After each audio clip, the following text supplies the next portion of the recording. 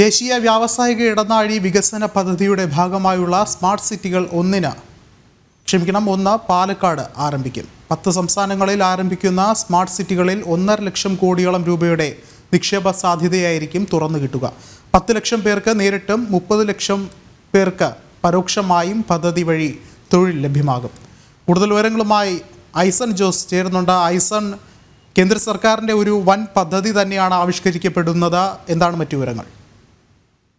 വിഷ്ണു, തീർച്ചയായും കേന്ദ്ര സർക്കാരിന്റെ വലിയൊരു പദ്ധതി തന്നെയാണ് ആവിഷ്കരിക്കപ്പെടുന്നത്. നമുക്കറിയാവുന്നതാണ്, പാലക്കാട് 1710 ഏക്കറിലാണ് ഇത്തരത്തിൽ വലിയൊരു പദ്ധതി വരുന്നത്. ഇതുപോലെ തന്നെ 12 പദ്ധതികൾ ഈ രാജ്യത്ത് വിവിധ ഇടങ്ങളിലായി നടപ്പാക്കുന്നു. 10 സംസ്ഥാനങ്ങളിലായി നടപ്പാക്കാനുള്ള തീരുമാനമാണ് ഇന്ന് അശ്വിനി വൈഷ്ണവ് പുറത്തുവിട്ടത്.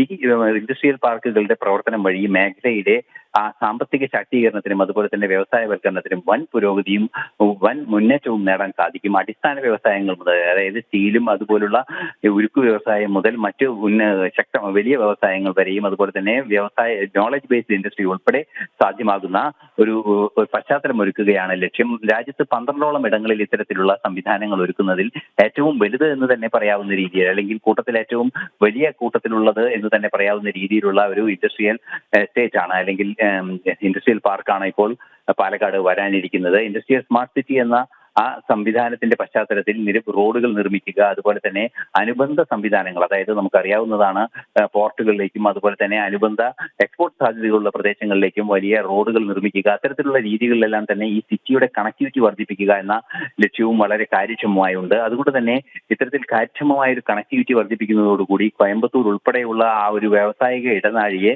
കാര്യമായി പരിഗണിക്കുന്നതിനും അതിന് മുന്നിൽ അത് ശക്തമായി നിലനിർത്തുന്നതിനും സാധിക്കും. മാത്രമല്ല, അനുബന്ധ വ്യവസായങ്ങൾ, ഒരു മേഖലയിൽ നടത്താവുന്ന അനുബന്ധ വ്യവസായങ്ങളെ കാര്യക്ഷമമായി ഒന്നിപ്പിക്കുക എന്ന ലക്ഷ്യം കൂടി ഈ കോറിഡോറിനുണ്ട്. അതുകൊണ്ട് തന്നെ ഈ രാജ്യത്താകമാനമുള്ള കോറിഡോറുകളുടെ ഒരു ചങ്ങലയായി പ്രവർത്തിക്കുന്നതോടുകൂടി വൻതോതിലുള്ള വ്യവസായ മുന്നേറ്റം നേടാനും അതിന്റെ ഉൽപ്പന്നങ്ങൾ വിറ്റഴിക്കുന്നതിനും അതിന് മാർക്കറ്റ് സാധ്യത തുറന്നു കിട്ടുന്നതിനുമുള്ള സാധ്യതയും കൂടി ലഭിക്കുകയാണ്.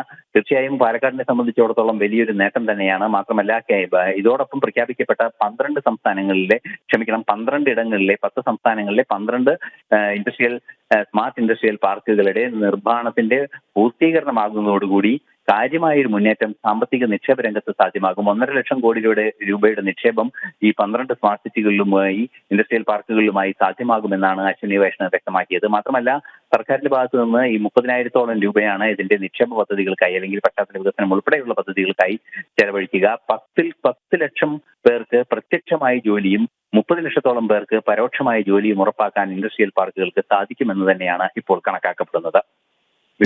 ഐസൺ ജോസ് ആണ് വിവരങ്ങൾ നൽകിയത്.